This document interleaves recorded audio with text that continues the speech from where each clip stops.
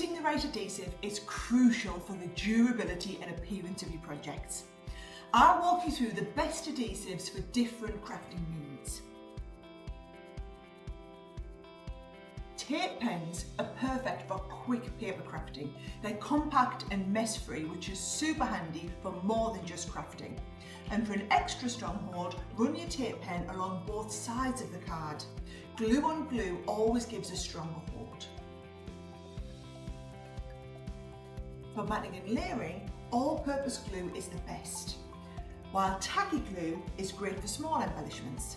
When you've got intricate die-cut pieces, a fine-tip glue applicator or a dotty tape pen will add glue just to the areas that you need it.